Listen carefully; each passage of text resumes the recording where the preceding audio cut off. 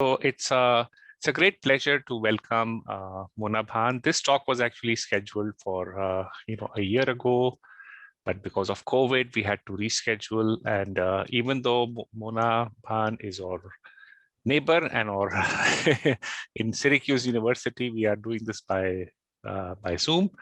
Um, uh, Mona is an associate professor of anthropology at the Ford Maxwell Professor of South Asian Studies at Syracuse University. And she's a cultural anthropologist whose work explores the role of economic and infrastructural development in counterinsurgency operations and people's resistance movements to protracted war and conflict. Her areas of specialization include border wars and counterinsurgency, militarism and humanitarianism, race, gender, and religion, environmentalism, human rights, water and infrastructure in Indian occupied Kashmir. Her book, Counterinsurgency Development and the Politics of Identity, From Warfare to Welfare, which was published in Routledge, by Routledge in 2014. And another volume she has co-authored is in 2018 is Climate Without Nature, a critical anthropology of the Anthropocene, which was issued from Cambridge University Press.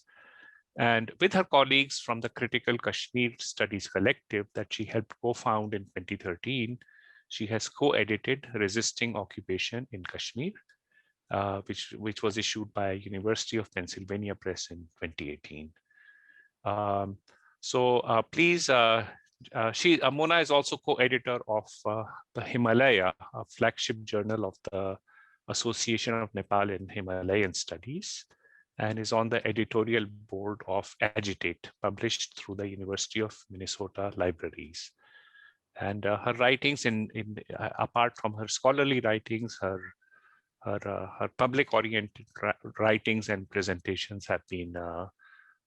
She has been very active, including at the BBC, Al Jazeera, Kindle, Open Democracy, and Outlook. Welcome, Mona Bhan, and I'll hand over the microphone to you. Thank you so much. Such a pleasure to be here, although absolutely it would have been so much better to do this in person, but hopefully soon. But I do want to thank you for inviting me to present my work. So what I'm going to do today is part of my ongoing book project, tentatively entitled Infrastructures of Occupation, Ruination, Renewability, and Resistance in Indian Occupied Kashmir.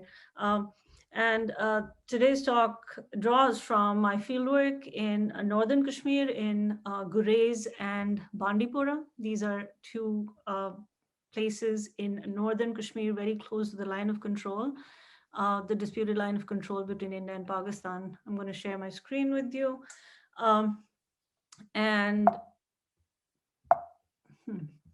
Yes. So you see this place, with a big black dot right on the line of control is where most of my fieldwork for this project is based on. This place has a population of approximately 40,000 people, Sunni Muslims, heavy military presence that locals argue almost equals the local population of Sunni Muslims who consider themselves to be Dards or Shins. It's an ethno-linguistic Shina speaking minority. So ensconced within narrow valley and deep gorges, land here is already very scarce, with the military occupying a total of around 2,802 canals of it. And all of it is fenced and inaccessible to the local population. So you see this concertina wire often splitting people's backyards and carving their land into these bordered landscapes. So in my larger book project, I argue how Indian settler colonial imaginaries in Kashmir, especially since August 5th of 2019, are being realized through an appropriation of Kashmiri rivers and waterscapes. India's hydroelectric dams, I argue, act as extensions of a military security apparatus, widening their reach into new social and ecological domains and intensifying everyday levels of policing and surveillance, while also reproducing at the same time the logics of border surveillance and enforcement. So I disrupt, therefore, what Leopold Lambert calls the innocence of infrastructure. And I'm also committed to analyzing at the same time how riverine communities deploy political and ecological metaphors to reimagine Kashmir's war-torn and lifeless landscapes as vibrant and alive, and offer a way to rethink Kashmir beyond its securitized geographies. So today, however, I lay out the larger context of how Kashmiri rivers, much like the population, is caught up in the bilateralism of India and Pakistan. It's seen as a border dispute in mainstream, still continues to in mainstream academic circles and policy circles, of course, seen as this outcome of a border dispute between India and Pakistan that started in 1947, even though we've now tried hard to argue how the issue of Kashmir and Kashmir's occupation actually has a much older history. But anyways, that's something I can hopefully respond to in the Q&A session. So Kashmiris are caught up in this bilateralism, and also caught up in their religious and nationalist imaginaries. And in all of this, Kashmiri rights over their rivers in particular has received little to no attention. I'll then discuss how Gurezis, the communities that I work with along the line of control, use the elemental characteristics of dust to offer a trenchant critique of India's settler colonialism and its visions of development, which they recognize as a euphemism for its extractive projects of development and counterinsurgency in Kashmir. I also foreground how the Indian government has mobilized salvific discourses of renewability in order to promote hydropower as the future of energy in India. In doing so, India's water and infrastructural warfare in Kashmir is framed as an environmentally sustainable intervention meant to stabilize the national grid and unleash hydropower's moral potential as a nation-building force. So in my last trip to Gurez was in 2018. This was 2 months after India's Prime Minister Narendra Modi inaugurated the 330 megawatt hydroelectric dam on the Kishinganga River. It's a tributary of River Jhelum, which originates in Indian occupied Kashmir, runs its course in the valley, in the Kashmir Valley, before turning westward to enter Pakistan. So built on this contested river basin, whose waters are shared between India and Pakistan according to the provisions of the Indus Water Treaty, the Kishinganga Dam was framed in Indian official and popular narratives as a prestige project, an engineering marvel that Modi dedicated to the nation, presenting it both as a gift to India and as a concrete representation of its strength and tenacity. The dam was also celebrated as India's hard-hitting response to Pakistan's proxy war in Kashmir, which according to popular view was not limited to supplying a steady stream of jihadi fighters to Kashmir alone, but was also directed at derailing its power projects. A few days after the abrogation of Articles 370 and 35A, the BJP-led government released excess waters into Pakistan from a dam on the Sutlej River, leading to speculations of an impending cross-border water war. Soon after, amidst a worsening border crisis and an ongoing military siege in Kashmir, India announced its plans to expedite hydro power projects on Kashmir's major rivers, claiming that much like Kashmir's territory, its waters too were India's internal matter. To claim waters of the Indus River Basin, to use, as Modi said, each drop of water that belonged to Indians, was in line with his government's belligerent approach towards Pakistan and a significant aspect of his nation-building project, in which strengthening its territorial claims over Kashmir or its waters meant at the same time sealing Kashmir's fate as an integral part of India.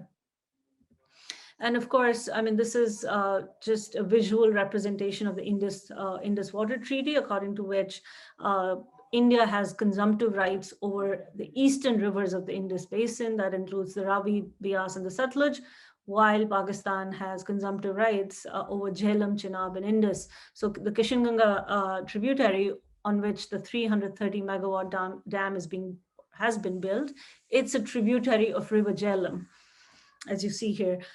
So for Kashmiris, of course, they've been completely obliterated from the treaty, which dates back to the 1960s. So there is no question ever of how Kashmiris themselves, for example, exert their rights or their sovereignty over their rivers. So this is also a good sort of visual representation of how Kashmiris feel that what the Indian government has done, especially through NHPC, which is the National Hydroelectric Project Corporation, India's premier hydroelectric corporation in the business of building dams. They've literally, of course, stolen electricity and resources from Kashmiris to lit up India, while Kashmiris are relegated in the dark. So there are these other dimensions here, and I briefly sort of summarize how there are ideological. So of course, it's material extraction, but India also relies heavily on the Indus to legitimize its visions for a Hindu nation and naturalize its visions for a Hindu nation, to be more precise. So right-wing Hindu ideologues have for long used infrastructure and religious imaginaries to claim Indus rivers as sacred repositories of Hindu history, both to compete with Pakistan and to establish continuities between the pre-Vedic Harappan era and Hinduism, a move that is deemed critical to establish Hindus as indigenous inhabitants of India. In such accounts, Indus represents the power and permanence of an ancient Indian civilization, and Sindhu, the cradle of the Indus civilization, a river system that unites India and stands testimony to its 5,000-year-old civilization. Indeed, the Sindhu is as holy and as historical is as holy as it is historical, they claim, to the extent, of course, that even the word Hindu is believed to have derived from Sindhu and represents a male warrior god. So peppered with claims about India's indivisible and historic sacred geography are these anxieties, though, right-wing Hindu anxieties regarding the Indus Water Treaty. So M.G. Chitkara, he's a lawyer, retired government official, and the author of numerous books. For example, he claims that for India, giving up full rights over the Western rivers meant, in the popular consciousness, that India had given up her ancient civilizational moorings, known as the Indus Valley Civilization. And mentally, India had conceded that the civilization now depicted only the past of Pakistan and not of India. Indeed, Sindh, he argued, was no longer part of India, and Sindhu now belonged to Pakistan, and therefore the suggestions were to also drop Sindhu from India's national anthem. So needless to say, the Indus or the Sindhu became or has become over time this iconic symbol of the resurgence of right-wing Hindu anxieties in India, especially along the borders where the Sindhu runs its course. With the BJP's rise to power, there were attempts to explode this myth that Sindhu only belonged to Pakistan. In order to do this, the government organized elaborate rituals such as the Sindhu Darshan that included pilgrimage to the Indus River in the Himalayas as an attempt to rekindle the fond memories of pre-partition days when the Sindhu very much was an Indian river. And you also see, of course, stamps that were issued to celebrate Sindhu as part of this Hindu civilizational, antiquity. So such efforts, therefore, were aggressive bids to recast Indian geography as sacred and turn Kashmiri rivers into symbols of Hindu religious antiquity.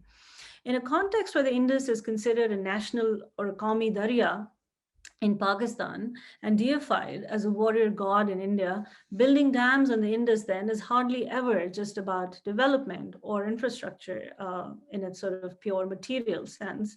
Indeed, it is as much about sealing nationalist, or in this case, settler colonial imaginaries through tropes of progress, integration, and civilizational antiquity.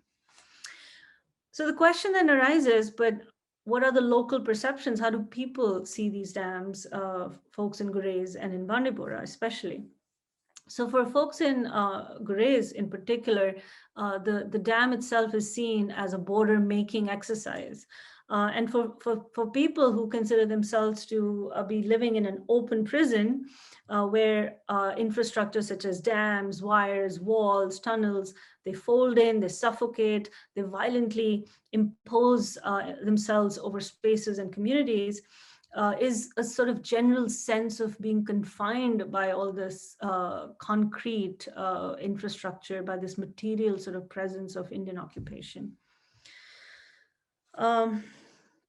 So for them, this is the Kashmir River as it sort of usually flows, and this is a picture of the reservoir that was built once the dam was finished, the completion was finished.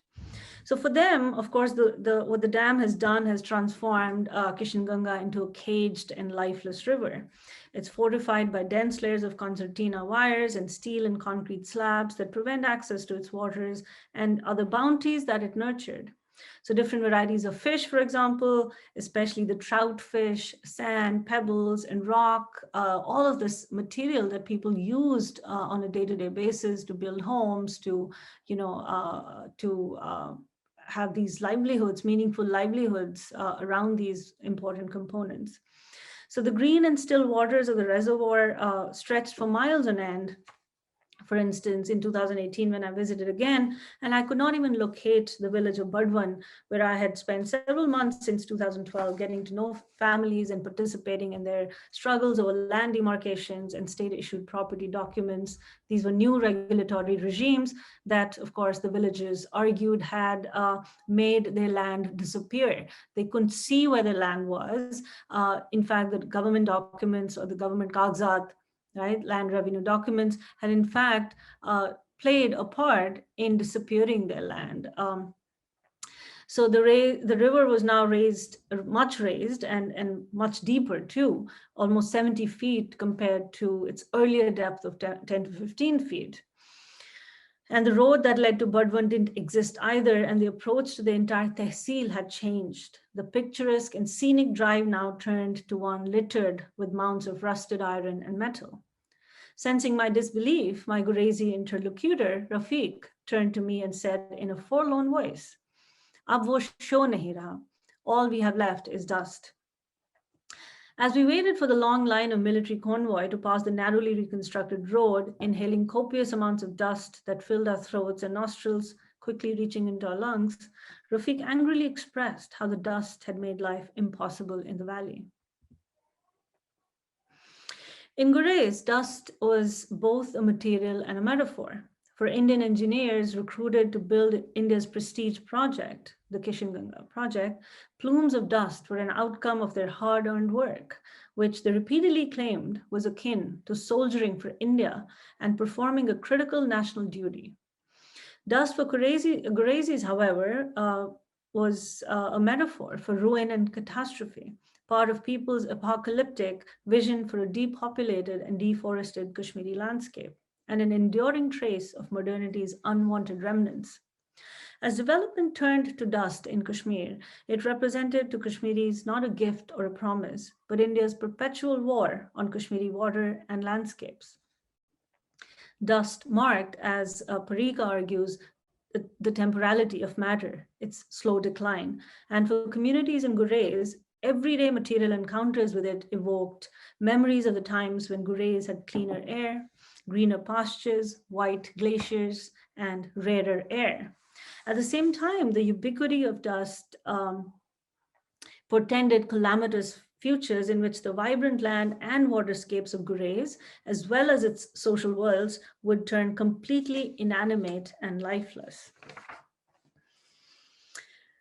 So despite being an outcome of what Amato argues, Earth's continual making and unmaking, scholars have argued now over a period of time, that new and varied forms of dust were, in fact, of course, an outcome of industrialization. At the same time, however, dust defies any classification because it is also organic and not wholly industrial of Earth, and yet can seem otherworldly. Its amorphous materiality corresponds with the multiple discursive and symbolic registers that conjure worlds that are still in making or already dead. While some relegate it to, like Sturgeon relegates it to the nothingness or nothingness, since dust is often a remaining trace of what used to be, dust is also evocative of people's material worlds irrevocably transformed through infrastructure, war, or climate change. In Gurez too, dust marked, as Amato argues, human or climactic damage to the earth, an illustration of how the dam had ruined the river, the glaciers, the forests, and inaugurated an unbearable present and uncertain futures, in which people found it difficult to breathe or live healthy and fuller lives, or imagine any kind of futurity. And yet its ubiquity in Gurez is also compelled rereading of its materiality, as dust represented the shifting and now estranged relationship between humans and non-humans, as well as between Gurezis and the rivers.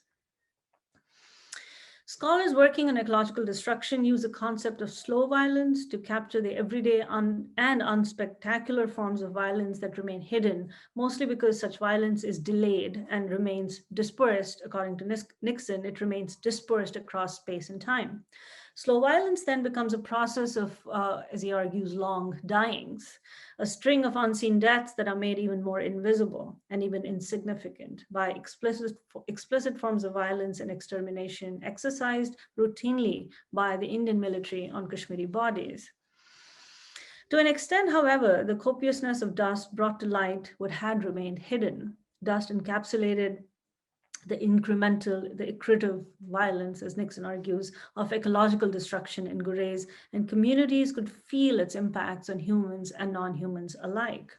Tanveer, for example, told me how only until a few years ago, he saw strangers resting under the shade of trees in Burdwan and Kanzalwan. These are two villages that the dam has submerged. Now, he'd often stop to ask them who they were and why they sat under the trees for hours on end. The doctors had advised them to visit Gurez to get their asthma treated. The air, he argued, was so clean, and people visited Gurez for the quality of that air. And now all we have left is dust. So dust in this case then represented modernity's evil twin, which, unlike the promise of hydropower development, refused to go away and impacted people's lungs, their livelihoods, their vitality, and transformed Gurez from this once picturesque spot into a dystopic hinterland. Yet dust also conjured imaginaries of violent outcomes that were yet to unfold. Considered to be a frontier between the seen and the unseen, the exterior and the interior, and also between, again, as Amato argues, what could be known by the senses and what lay beyond them. Dust, according to scholars, animates the boundaries between the known and the imagined, between what is present and what is yet to come. One of the few hydroelectric projects directly monitored by the PMO's office, the Prime Minister's office, the Kishanganga Dam, like several other dams in the Kashmir Valley, was built, as I said, by the NHPC, India's premier hydroelectric corporation, which usually signed a memorandum of understanding with the state government in Kashmir, outlining the benefit sharing arrangements between occupied Kashmir and the Indian mainland. But many of these MOUs had mysteriously disappeared without leaving a trace. Impassioned pleas by several civil society groups to release these documents had fallen on deaf ears, but people wanted to know what lay buried in these files. As I was told or asked repeatedly, was there something fishy about the whole affair? Could it be that the NHPC was siphoning off more power than was mandated in the MOU and giving Kashmiris peanuts in return? Gurezi villagers articulated similar concerns and shared these anxieties, particularly because their long history of resource alienation and their remote location on the disputed line of control had made their lives very precarious. So 70 years of military occupation in the region, starting from India and Pakistan's first war in 1948, had already dispossessed people of their land, their mountain, their rivers, and their forests, a situation that, of course, worsened after 2009 once this dam was commissioned. So for many Gurezis, thus, dam building was clearly a military exercise meant to transform Gurez into a defense outpost, an emptied landscape where only dust and water could exist without a trace of life. Such fears were exacerbated because of the Indian-Pakistan contestations over the Kishanganga Dam, which had resulted in Pakistan approaching the Permanent Court of Arbitration in Hague in 2010 to prevent India from diverting waters from the Kishanganga River, over which Pakistan, as I argued earlier, had consumptive rights, according to the Indus Water Treaty. The court's instruction to reduce the height of the dam from 98 meters to 37 meters so that India would continue to release a minimum flow of the river's waters into Pakistan was met with some temporary relief in Gurez, but it did not entirely convince the villagers that India would not at some point in the future flout the provisions of the treaty. While the International Court's decision foregrounded Indian and Pakistani interests, the impact of the decision had severe consequences for the local population, but these were, of course, excluded entirely from the court's prolonged deliberations. So if the dam was built to its original specifications of 98 meters, it would have submerged at least 13 villages. But the 37 meters would submerge only 3. Although the deep mistrust against India's designs made Gurezis terribly anxious and insecure about their future in Gurez. They told me, for example, that the military probably thinks that they can maneuver the space better and control cross-border infiltrations into Kashmir from Pakistan if there was only water with no land in the region. So the fear that they would inundate more of a Gurezi land in the future. In any case, they argued that the effects of the dam once built would be felt beyond these 2 or 3 villages. I have written about this elsewhere. So for people, what the dam was doing to the climate, in fact, to local weather conditions, was making the place much cooler. And this is already a cold place, that remains cut off from the rest of the state for at least 6 to 7 months a year.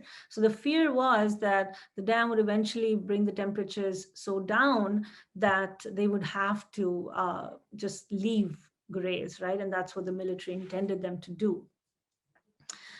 So people's imaginaries of this dystopic future, which pictured Gurez as empty and lifeless, relied heavily on the knowledge that the Indian government had conceived the Kishanganga Dam as a national security project, even though it was now being dressed up as a project for development and social economic upliftment of village communities.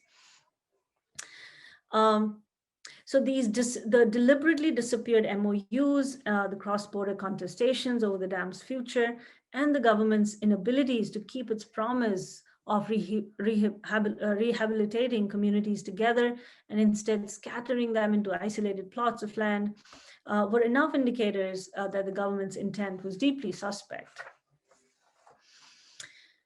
So this next section in my paper, it's called Renewability and Depopulation. So I'm kind of switching gears here to speak a little bit about hydropower and how that figures in the Indian imaginary, and then connect it back with people's anxieties about uncertain futures or empty futures, as I argue. So even as India continued to weaponize Kashmir's rivers, discourses of energy security and self-sufficiency remained center stage in India. In particular, the Indian government framed large hydropower projects as renewable energy to couch India's water warfare as an environmentally sustainable endeavor. In March 2019, only months before Kashmir's semi-autonomous status was revoked and the region was thrown open to India's settler colonial project, India declared hydropower a renewable energy resource, arguing that doing so would encourage the commissioning of new large hydroelectric projects in the Himalayas, particularly in Jammu and Kashmir and the Northeast Indian states. It would stabilize the national grid, and it would eventually pave the way for India to become competitive for international green financing. So you have these newspaper articles right after the abrogation, discussing how hydropower was back in India's energy mix and so on and so forth. So in this section, then, I ask how environmentally salvific terms such as renewability rehabilitate hydropower as India's power of choice, as against, of course, its evil twin, coal, while debilitating populations and even legitimizing the logics of human evacuation from fragile ecological zones such as the Himalayas. So by March 2019, hydropower contributions towards India's energy needs had fallen from grace, from 50.36% in the 1960s to 13% in 2018-19. The hydropower and energy sector was clearly in a state of crisis and had almost faded from the discourse of India's energy security until it was revived once again in March of 2019, as I said, only months before Kashmir's autonomous status was revoked. So dismal was hydropower's contribution to India's energy security, that banks, it seemed, were hesitant to lend money to hydropower projects, the cost for which they claimed could exceed projected budgets because of geological and hydrological surprises, but also because human displacements did pose a hindrance to their timely completion. But once again, it seemed that hydropower, of which only 45,400 megawatt had been utilized, was back as India's power of choice, since government officials claimed that only hydropower projects could feed India's 24/7 power needs.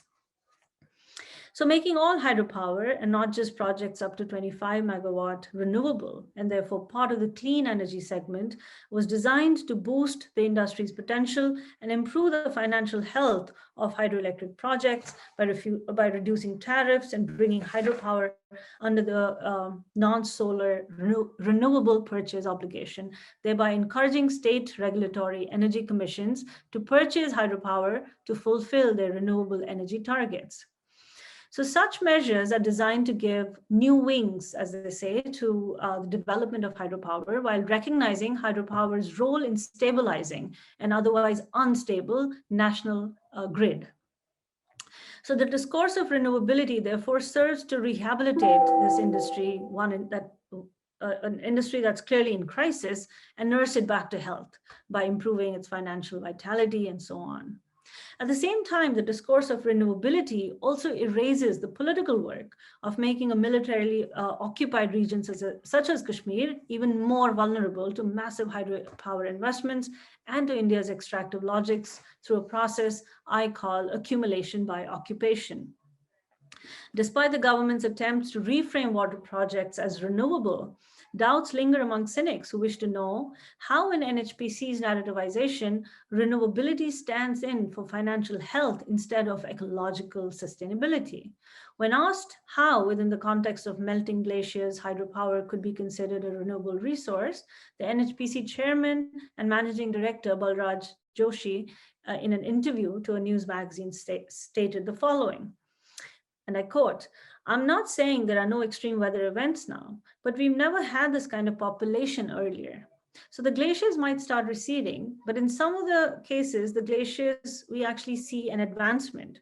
In Chinese and Tibetan plateau, the glaciers have not receded, but on our side of the Himalayas, because of population rise, temperature rise, increase in pollution, certainly there has been an impact," end quote. Despite Joshi's claim that glacial health was intact, even improving at times, as is the case in Tibetan and Chinese plateaus, according to him, his contention that if anything, it was human populations and the pollution that they caused that had ruined the ecology and brought about the onset of extreme weather events illustrated how renewability of hydropower ultimately relied on depopulating the Himalayas and reducing the brunt of human footprint on this fragile ecology of the mountains. Indeed, renewability, according to Modi's March 2019 decision, also relied on the enforcement of dam safety regulations, which would protect both new and now aging dams against the dangers they face from climate change. So this, in an extreme inversion of concern then, it was dams that were seen in need of both protection and rehabilitation, and forces of climate change were as much a threat to them as they were to human, as were human populations, who by virtue of their density could destabilize the claims of renewability. So in a place like Gurez, where cross-border infiltrations were a routine phenomenon, and the burning of entire villages by the military as a counterinsurgency strategy, a repeat occurrence, village communities were already seen as human encumbrances. I borrow this phrase from Nally, whose loyalties had to be consistently monitored and their potential alliances with Pakistani jihadis discouraged. For villagers then, the anxieties of depopulation were not based on conspiratorial musings, but remained firmly anchored in experiential frameworks, which suggested that in all likelihood, the state was eventually going to use Kashmir River's waters to flush them out from their homes. By 2018, it was clear that some Gurezi fears, if not all, were beginning to ring true. Some villagers from Burdwan had been forced to relocate to Srinagar, 80 kilometers away from Gurez, while a few others who had accepted small tracts of land in Gurez had moved to Naya Burdwan, New Burdwan, a settlement of recently constructed concrete houses where a few hundred residents from the former villages of Burdwan and Khopri lived. Others had moved away to the district center of Bandipora. Folks who remained in Burdwan complained about how not having access to their fields, cattle, and trees, or their grazing pastures had crippled their lives. Many women felt embarrassed, for example, to visit grazing lands that belonged to other villagers, because of which it was hard to engage in their customary practices of cattle rearing and animal husbandry. The villagers did not even have a designated space for a cremation ground. Despite choosing to live in Gurez, they were unable to sustain their older livelihoods and scrambled to find jobs as unskilled labor with the NHPC and the HCC. HCC is the other corporation involved in building this dam. For the duration of my month-long stay in Gurez in 2018, every evening, a group of young and old women that included Rashida, a 50-year-old woman, and Hasina, a 22-year-old woman, among others, would routinely wait until dusk to walk from the new settlement to the ruins of their former village, Burdwan. This is what you see in the picture here. So unlike the picturesque village of Burdwan, where neatly ordered rows and circles of wooden log houses stood amid lush green trees, the new settlement was dark, mostly made of concrete and asbestos roof. You don't see the settlement in this picture. These are just the ruins of their former homes. The old ruins comprise of traces of rotting wood, remainders of broken houses, cement slabs, and walls with blue, red, and green paint still peeling off from their surface. Surrounding these ruins were pools and rivulets of water that would ebb and rise, sometimes revealing the ruins and at other times burying them under their hazy and dark cloud. Rashida goes mad if she does not visit her old house once every day, Hasina confided in me. It's almost like an everyday pilgrimage now, she claims as she idly removes the debris and a plastic bag from the still waters with a long twig.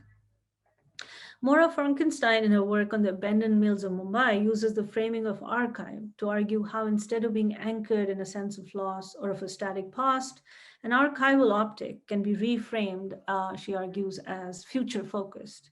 Its vibrancy and liveliness instantiated through people's collective labor practices that lay bare the mythology of abandonment.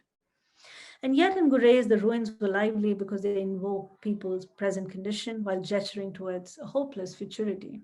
The sometimes rising, sometimes receding waters devoured the few bare signs of life once lived, even as the waters were gentler and at other times moved with demonic force.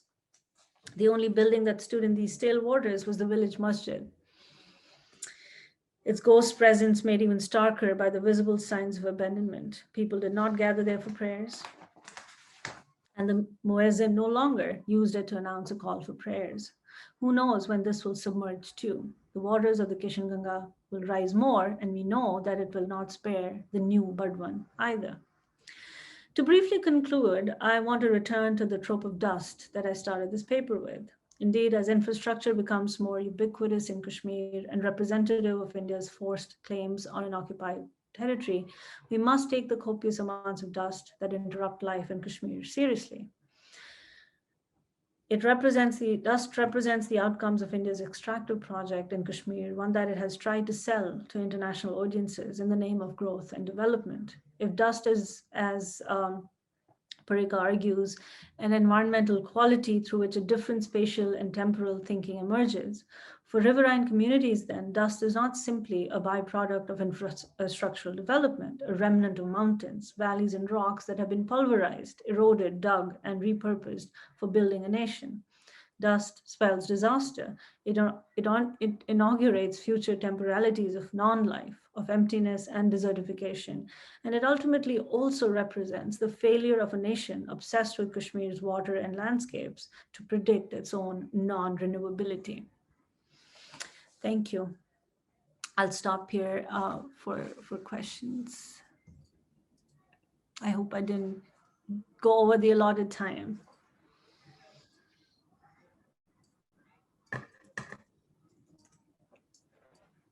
So we welcome questions and comments from participants. You can type your questions in the chat box or in the Q&A. So while we're waiting for the questions, from the audience, I guess I had several. Thank you. I had several questions about your presentation. So one is the very interesting aspect that you discuss in your talk that has to do with the revival of kind of an interest in hydro, kind of power on behalf, on the Indian government. So is this, and you mentioned that it's partly this is driven by a rhetoric of green kind of energy, right? So apart from Kashmir, is this something we're also seeing in other kind of hydropower initiatives or projects in India and other places? Mm-hmm. Absolutely. I mean, I'm not saying, of course, this is not specific to Kashmir because the policy applies, it's India-wide, right? And you see that there are projects that have been fast-tracked also in Arunachal Pradesh and Himachal Pradesh. I mean, we recently saw the big sort of disaster in Uttarakhand, which has actually raised a ton of questions, right, about this greening of hydropower initiative that India has been engaged in.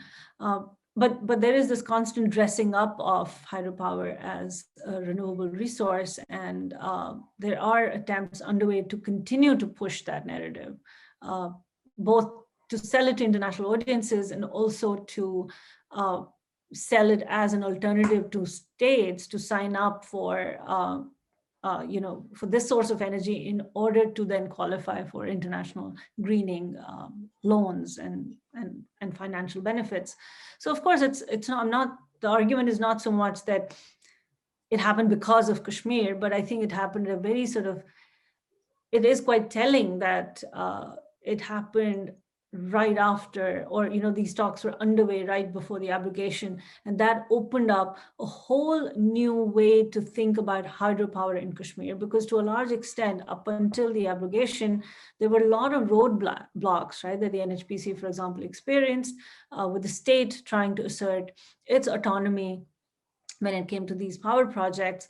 But then now the state is out of the way, right? So it's kind of this tabula rasa, if you will, where the Indian state can now just bulldoze its way into Kashmir for its extractive projects without any kind of an interruption or interference from the state. Because I don't know if you know, but or might recall, is part of, for the longest time, even though the Kashmiri state was a client regime, but still, there were these gestures towards resource sovereignty, towards trying to win back these contracts from the NHPC, and argue that Kashmiris actually deserved more than 12% of the electricity that the NHPC was producing, because Kashmiris only were getting 12% of it, and the rest of it they had to actually buy from NHPC.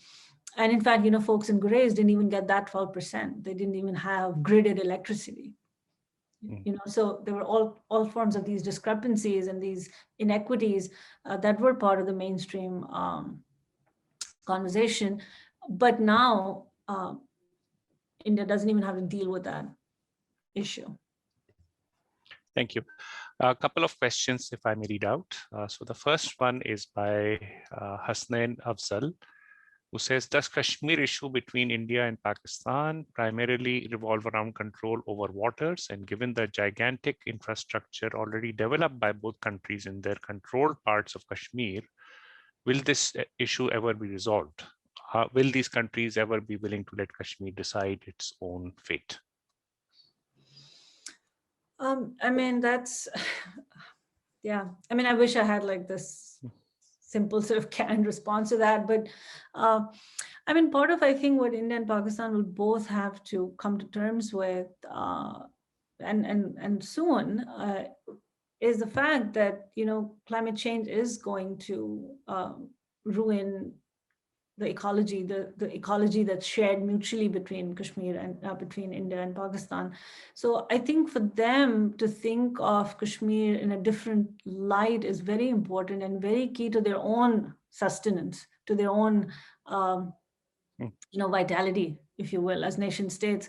So I don't think they can afford to not return to this question sooner or later. I mean, they should be working through the details right now, but they're not, because you're right. I mean, India more so than Pakistan right now is so kind of drunk on power and authoritarianism, that climate change is not something that's necessarily at the top of their agenda, because part of the argument is, as Hindus, we're already kind of, we're already tuned into this ecological consciousness that we inherit from our religion. So it's not something that we need to learn. It's part of us. It's part of who we are. So of course, these questions are not front and center yet, but they will have to sooner or later, because this is not going to be just about Kashmir. And that's why I feel Kashmir's centrality to not just the political stability of the continent, but the ecological stability of the subcontinent is very, very critical. So I don't know if that answers your question at all, but yeah, that's at least how I see some of these issues. Yeah, it raises all sorts of new, questions as to what that conversation might look like. But let me address another question by Neelam Sethi, who says, what is the perception of Indian officials about dust that, as you eloquently show, to have tragic significance for the people of Gurez? Are there any plans for greening the area? Well, about greening, I mean, the way I look at a lot of these greening initiatives, and I don't see any of those in Gurez per se, but I see a lot of greening initiatives, for example, in the Siachen area, right? The Siachen Glacier, that is this 76 square kilometer glacier shared between India and Pakistan, that has become the high altitude rubbish dump, right? For soldiers. And that is also one of those spaces that has immense ecological value for the entire region. And what's happening there is, these greening initiatives, but that's, unfortunately, it's this armed boat approach to climate change, which is you use environmental catastrophe to further militarize the area. You securitize the climate crisis narrative, right, in order to then justify even further securitization. So greening then becomes yet another, dressing up exercise to push for a military occupation of land and territory. So that's unfortunately the kind of greening initiatives that we've been witnessing, but nothing really. I mean, greening to me in the case of Kashmir would be to end settler colonialism. I don't think we can separate climate change or issues of dust in this context from the larger politics of settler colonialism and occupation, because otherwise, if you separate the two, it's just a way to then justify the extractive economy or greenwashing initiatives, right, done at the behest of a settler colonial regime. So I think it's very important that we decolonize climate change or dust narratives rather than see them only as outcomes of ecological ruin. These are outcomes of political ruin as well. And I think that's very, very key to at least the work that I'm trying to do. So there's another question also on dust, okay, by Luisa Cortesi, Thank you, Mona, for this wonderful presentation and for your important work. I have been writing on dust as well, although on a different context and with different outcomes. I love your bringing to attention to the everyday lived experiences of development and infrastructure. I wonder if dust adds friction to the well-oiled machine of nation making, or whether it helps it instead, making it smooth. That's a great question, Louis. Thank you so much. I would love to read more of your work on dust as I'm fleshing some of these things out, and hopefully we can maybe have a conversation soon. I know.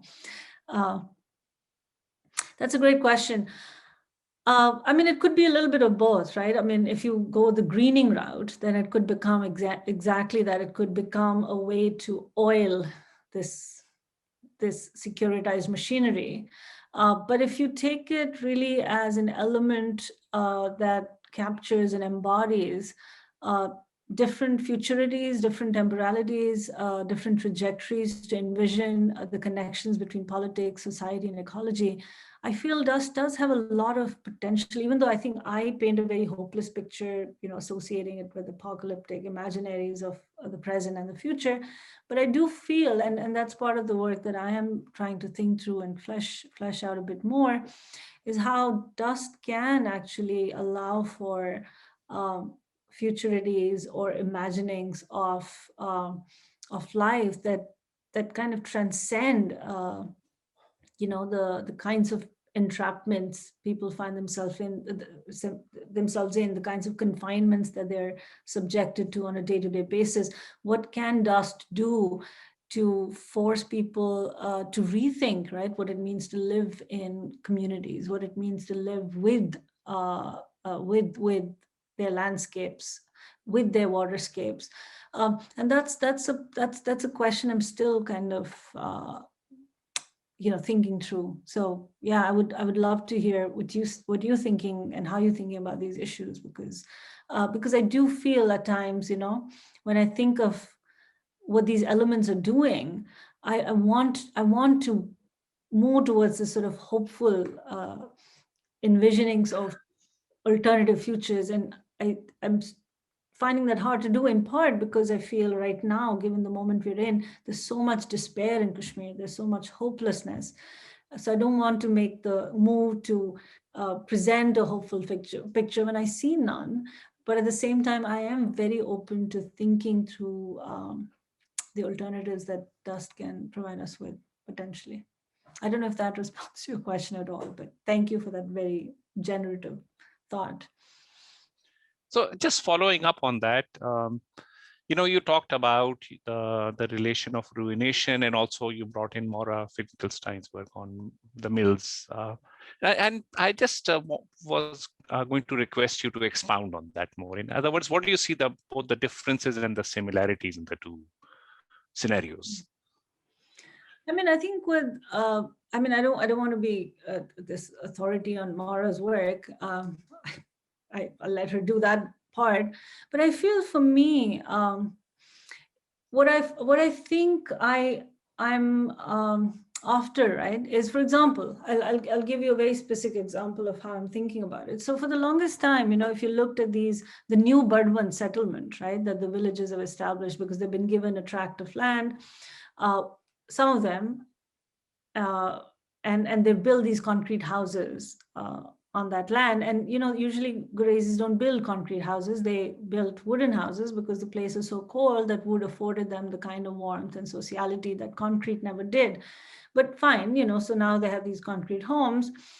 And for me, always, I saw that as a sign of non-life, right? I saw that as a sign of despair, of dejection. But I think and this also ties to Louisa's question, right, about what is this? What are these remnants? What is this archive? What is this lived archive pointing us toward? So for me now, increasingly, I am seeing, right, these settlements, these new settlements, as a way to establish your presence, to continue to hold on to land that that you see as home, that is your home. And not, and I'd often ask these people, but why would you want to live here? Because you're so close to this you're so close to the dam that you could easily be washed out, right? If there's some sort of, it doesn't even have to be a big calamity. It could be something very small. It could be just a small flood that could literally just inundate you once more and damage your houses and submerge them. But the fact that they just wanted to stay there, wanted to live there, they wanted to hold on to that land, regardless of the risks associated with that, is to me this kind of a way to continue to hold on to something that is being yanked away from your control. So that's at least how I see the kind of remnants, right? The hopefulness that these remnants embody. Yeah, the assertive, right? I have a question, actually. So 2 new questions. The first one is by Parijat Jha. Thank you for your talk, Mona. Can you talk more about what sorts of livelihoods Ghuresis take up after they have been displaced? Does the Indian state utilize these movements to further entrench Kashmiri livelihoods or aspirations within the broader Indian settler colonial project? Absolutely. Thanks, Parijat. Good to hear from you. Yes, absolutely. I mean, part of it is, one, initially when the dam was commissioned, the promise to the populations was you'll get permanent jobs, right, with NHPC. And what it meant for them to get a permanent job with the NHPC would have been it's a lifelong job, because these are government bodies. So you travel with NHPC to different places. But of course, when the dam was commissioned, they did not, of course, get those jobs. What they got instead were these contractual jobs with the HCC for non-skilled workers, right? Because all their skilled workers came from elsewhere. They came from the rest of India, or sometimes from other places such as France and Switzerland and England. The locals were then relegated to the non-skilled contractual sectors. And so and they worked inside tunnels, and they did all the kind of manual work that was required to literally build the dam. Now, of course, what people are suffering from right now is mass unemployment, because what's happened is a lot of their education was also interrupted because they felt they were going to get these jobs with the NHPC. A lot of them actually ended up quitting school and working with them instead. So there's been interrupted education for a lot of young Ghuresi men in particular. And unfortunately, because of this displacement, they've also lost something very important to them, which is their scheduled tribe status, which is now increasingly linked to this place-based status now. So they've lost that, which means they don't have any sort of protected, affirmative action in that sense, does not apply to them anymore. And therefore they have to now compete with everybody else for the same jobs that are hard to come by to begin with. So a lot of that, a lot of just kind of this gig economy, right, if you will. For example, I mean, I've been in touch with a number of my own interlocutors who are trying to get away from Kashmir, who are trying to find jobs in Dubai, in the hotel industry, in the restaurant industry, or finding some kind of meaningful stuff to do while they're in Srinagar, in the city, or in Bandipora, for that matter. So yeah, so there's just no, there's just no one answer to that, but a lot of despair when it comes to employment opportunities, for sure. And that was a big thing why Ghuresis finally made peace with the dam. They thought, at least, if nothing, we'd have some employment in return. But yeah, that didn't happen. Another question, which is by Aman Banerjee. Fantastic talk, thanks. Beyond symbolism of the Indus, I'm wondering if there are additional ways in which the Hindutva ideology shows up in the framing or legitimation of such projects. Are there development projects framed in terms of the need to excel, improve the figure of the Kashmiri Muslim?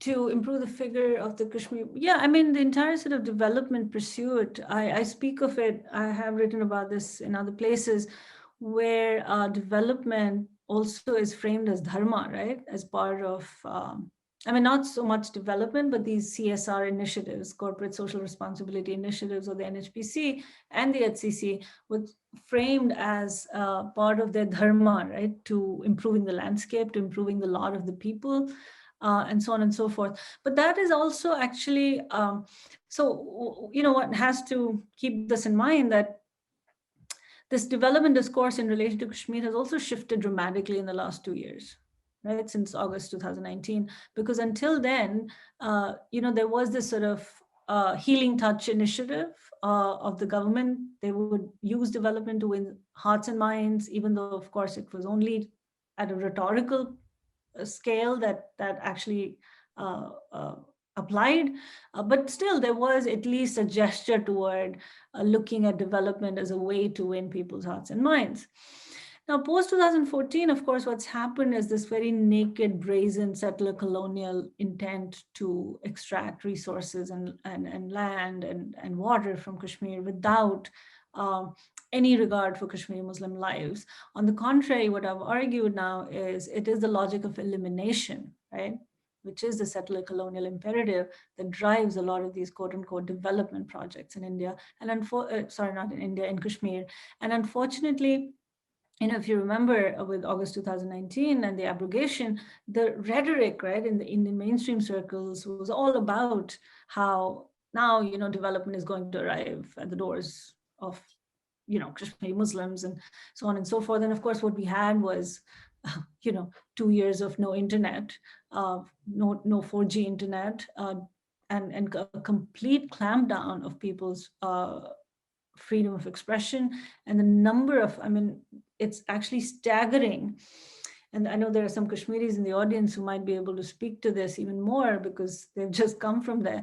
But the staggering number of people, young people who are in jails, preventive detention, in extremely horrible conditions, and the number of people that are just being kind of, you know, picked from the ground, picked from their homes. So the point here is that this has always been a farce, the farce of development. But now it's not even a farce. It's just so naked and so brazen that it's for everybody to see. That's how I would respond to that.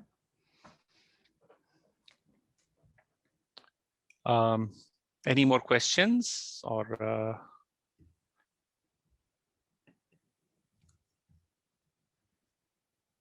Okay.